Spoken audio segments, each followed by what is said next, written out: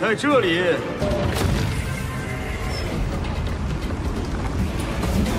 孙夫人会有失体面，那就。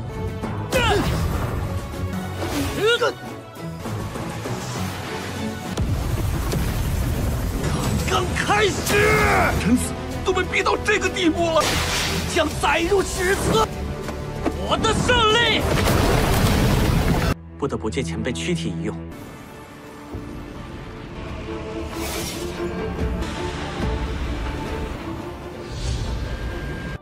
既然你要历练，拜一位圣子级别的天才，需要劳逸结合。秀云，没什么，回去后出手，别人就会以为你是斗。 哈哈哈哈！满足仅有一招，多谢长老，其他事。哈哈哈哈哈哈！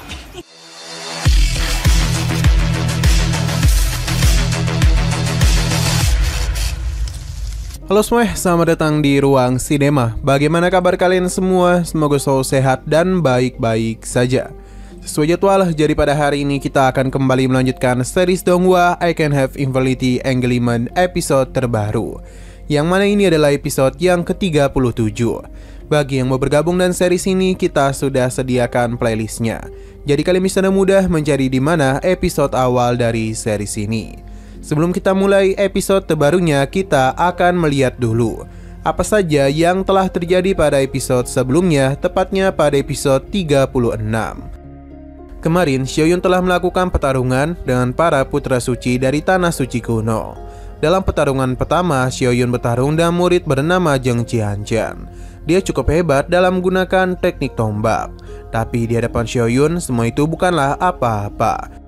Dia dengan mudah mengalahkannya dengan hanya satu kali serangan saja. Tapi Xiaoyun meminta Zheng Qianzhan untuk tidak bersedih. Setelah semua itu, pertarungan kembali berlanjut, yang mana kali ini Xiaoyun akan berhadapan dengan murid bernama Mu Chenhao. Dia menggunakan teknik ilusi yang bahkan mampu membawa Xiaoyun ke masa lalu, tepatnya di dunia modern. Alih-alih terjebak di dalam sana, Xiaoyun hanya menikmati ilusi tersebut. Karena sudah cukup lama dia tidak pulang ke rumah, Xiaoyun pun menghancurkan ilusi tersebut dan bertarung dengan Mu Chenhao. Sekali lagi dalam satu kali serangan, Xiaoyun berhasil memenangi pertarungan.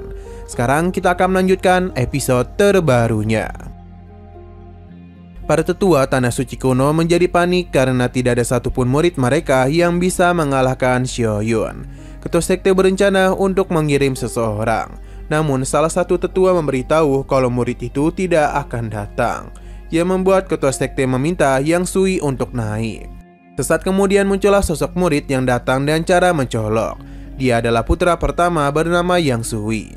Dia adalah murid yang paling dihormati di sini, karena kemampuan yang dia miliki tidaklah bisa dibandingkan dengan para murid lainnya. Bahkan mereka menganggap kalau ini adalah akhir dari Xiaoyun, karena tidaklah mungkin dia bisa menang dari Yang Sui. Tanpa berlama-lama lagi, pertarungan pun langsung saja terjadi.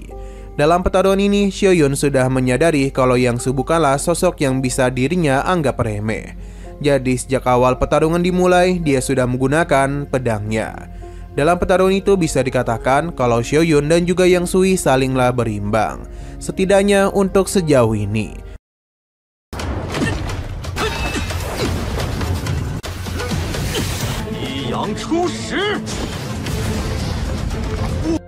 Para murid yang menyaksikan pertarungan ini menjadi begitu bersemangat. Sedangkan di Tian tidak menduga Tanah Suci Kuno juga memiliki murid yang sangat hebat. Dia pun menjadi iri. Tapi Yang Zhen mengingatkan di Tian yang sudah memiliki Xiaoyun. Kembali ke dalam pertarungan, yang mana Xiaoyun berhasil menghancurkan serangan Yang Sui. Tapi bukan berarti dia akan menghentikan serangannya begitu saja. Sebab Yang Sui langsung saja melancarkan serangan lanjutan untuk mengalahkan Xiaoyun. Para tetua menjadi begitu percaya diri akan kemenangan mereka. Sedangkan di Tian menganggap kalau kedatangan Yang Sui akan membuat muridnya menjadi lebih kuat. Benar saja, dengan begitu mudah Xiaoyun pun menahan serangan tersebut. Alih-alih takut, Yang Sui menjadi begitu bersemangat karena bisa bertemu dengan lawan yang hebat. Dia mulai mengeluarkan sesuatu yang kemungkinan besar adalah sebuah domain milik Yang Sui. Bagi mereka yang terjebak di dalam formasinya akan menjadi abu yang disebabkan matahari miliknya. Xiaoyun tidaklah takut dan menggunakan domain kekacauan miliknya. Tidak mau membiarkan hal itu terjadi, Yang Sui mencoba untuk menghentikannya. Namun semua serangannya tidaklah mampu menyentuh Xiaoyun. Karena bagaimanapun dia telah menggunakan domain kekacauan. Jadi Xiaoyun tidak akan bisa berbuat apa-apa. Melihat tubuh kekacauan membuat Yang Zhen menjadi begitu terpukau. Karena sudah cukup lama dia tidak melihat hal itu. Yang Sui tidaklah mau menyerah dan akan melakukan serangan terakhir untuk bisa membungkam Xiaoyun. Tapi semua itu tidak mudah Xiaoyun kendalikan dan melemparkannya balik serangan itu kepadanya, yang seketika membuat Yang Sui pun harus tumbang.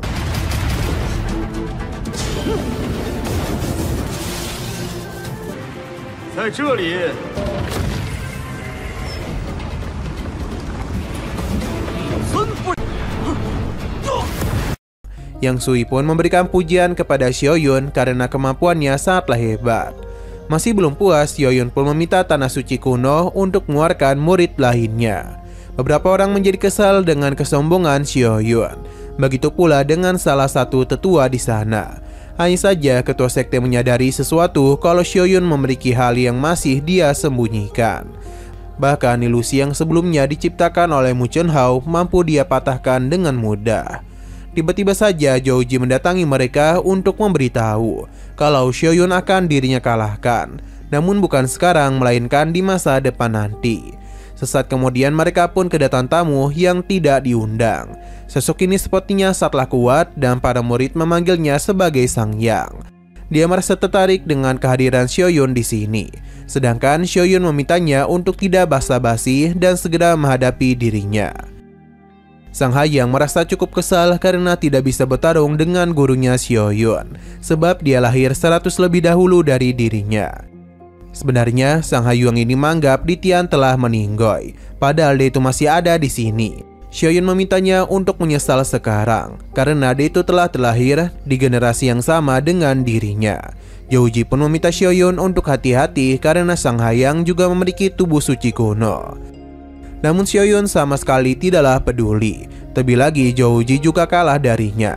Sang Hayang sepertinya telah meremehkan Xiaoyun. Ia berjanji dalam pertarungan ini dia tidak akan menggunakan artefak miliknya. Xiaoyun tidaklah peduli dengan perkataannya itu dan langsung saja memulai pertarungan di antara mereka berdua. Kekuatan Sang Hayang memang tidaklah main-main.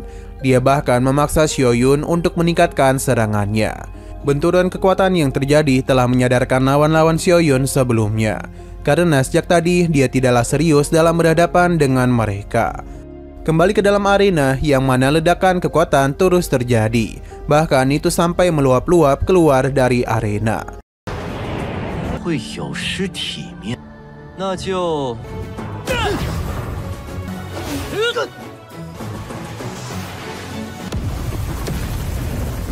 Sang Yang menyadari kalau tubuh Xiaoyun sangatlah kuat. Dan begini dia tidak akan bisa melakukan pertarungan fisik lagi. Jadi dia pun akan menggunakan senjatanya. Xiaoyun merasa tertarik dan juga mengeluarkan pedang miliknya untuk bisa beradu senjata dengannya. Pertarungan pun kembali lagi terjadi antara Xiaoyun dan Yansang. Pertarungan mereka sekali lagi memukau semua orang. Karena bagaimanapun kekuatan yang kedua murid ini keluarkan benar-benar sangatlah hebat. Bahkan Xiaoyun mampu ditekan seperti ini. Akan tetapi tekanan saja tidaklah cukup untuk bisa menumbangkan Xiaoyun. Malahan dia menjadi semakin bersemangat untuk bisa menumbangkan Sang Yang. Dan benar saja dia pun berhasil ditekan balik oleh Xiaoyun. Walaupun begitu, Sang Yang tidaklah menyerah. Ia mencoba mencari kesempatan dan bahkan dia mulai menggunakan tubuh suci kuno miliknya agar bisa memastikan Xiaoyun tumbang di tangannya. Para murid menjadi begitu terkejut dengan keputusannya itu. Sang Yang meyakini kalau pertarungan di antara mereka berdua akan tercatat dalam sejarah panjang. Xiaoyun membenarkan hal itu dan orang yang akan memenangkan pertarungan ini tentu adalah dirinya.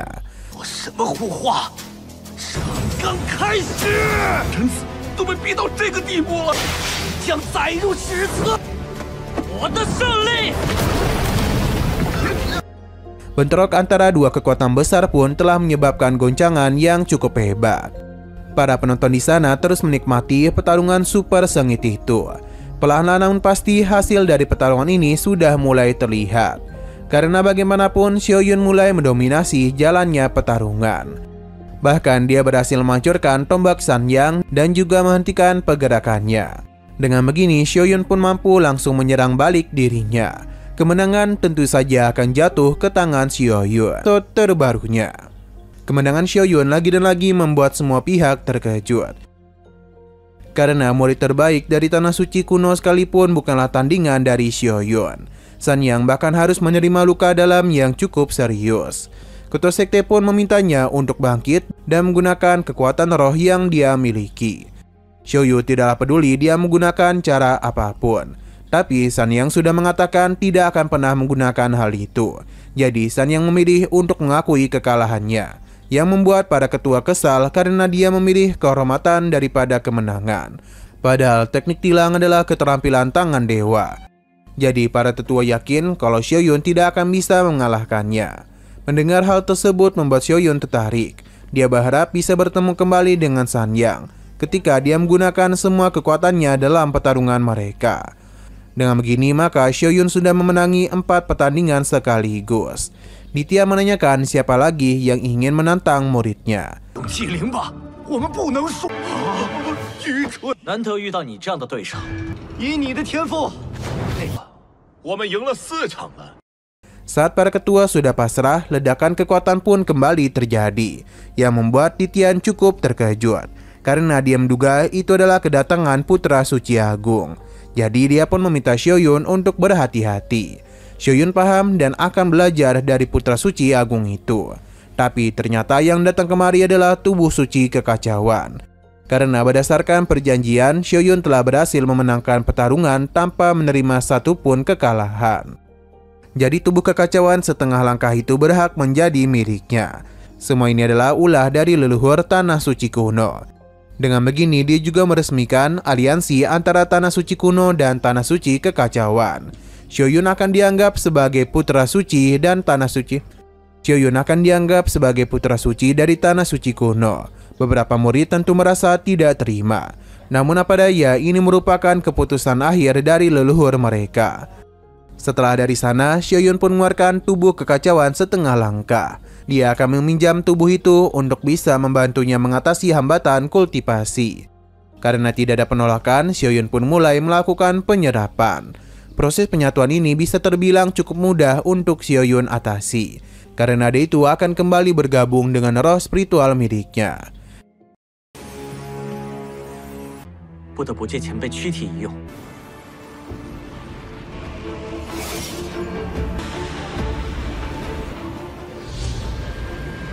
Yang melakukan kultivasi tidak hanya Xiaoyun saja, namun Zhouji juga.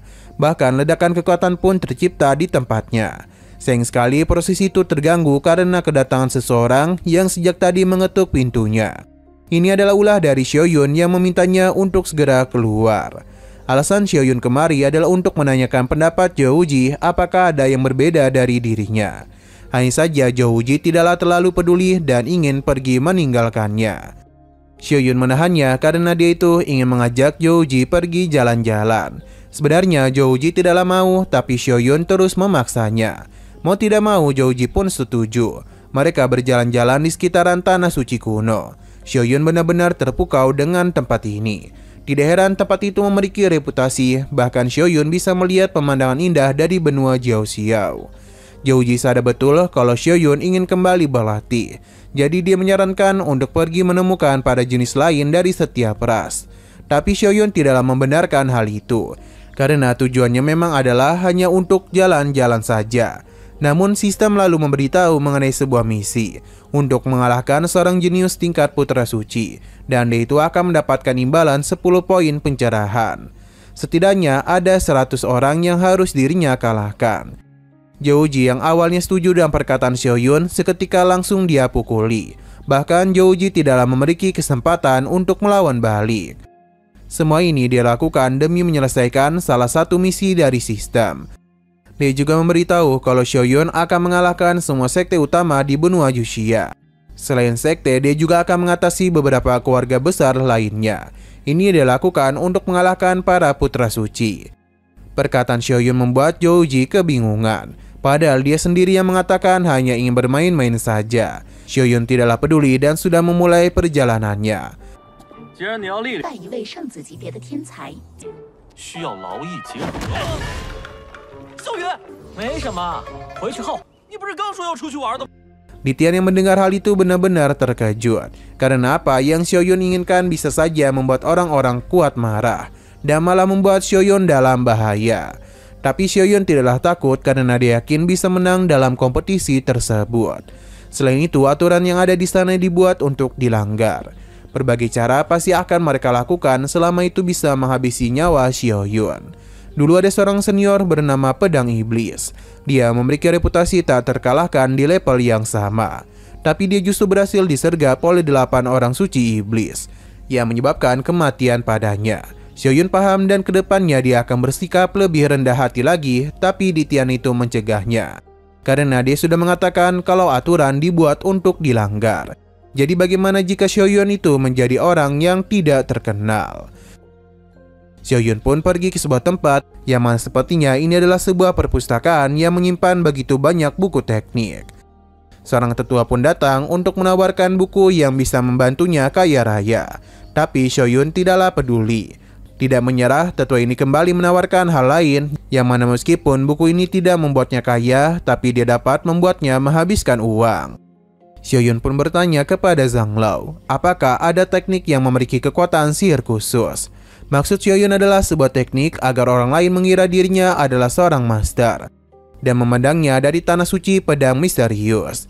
Ternyata Zhang Lao memiliki hal tersebut yang dapat membuatnya menembus dunia dengan satu pedang saja. Ini adalah kekuatan magic tanah suci pedang surgawi. Tak hanya satu gerakan, itu adalah langkah yang cukup kuat. Xiaoyun pun berterima kasih kepadanya, dan jika ada teknik yang sama persis, maka dia akan menyalinnya. Tentu Zhao Long memiliki hal itu dan memperlihatkannya kepada Xiaoyun. Dia mempersilakannya untuk mengambil semua itu, karena bagaimanapun Xiaoyun adalah jenius yang sangat mereka banggakan. 啊？什么叫？ 不守别人就会以为你是都。哈哈哈哈！满足仅有一招。多谢长老，其他事。哈哈哈哈哈！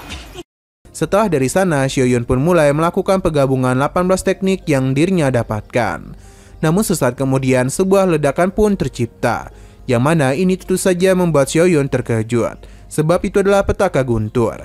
Jadi Xiaoyun pun langsung saja menyerapnya. Youji yang melihatnya menjadi begitu iri karena kekuatan Xiaoyun akan sulit untuk dia capai.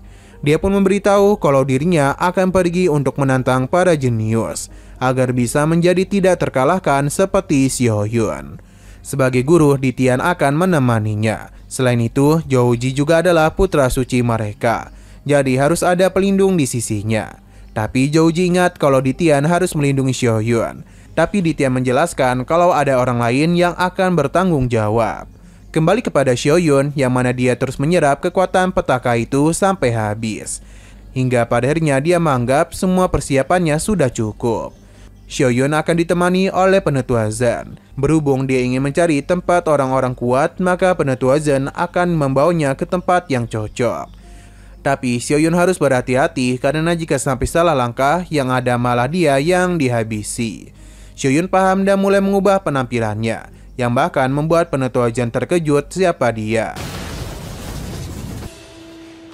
是什么？有个地方非常合适你。当然是，去找一下。你是谁呀？ Nah, sayang sekali lagi seru-serunya, episodenya pun harus bersambung dulu.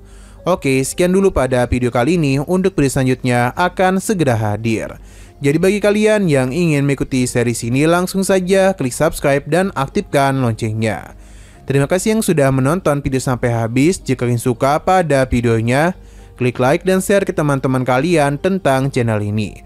Dan ditunggu aja kelanjutannya. Oke, sampai jumpa di video selanjutnya.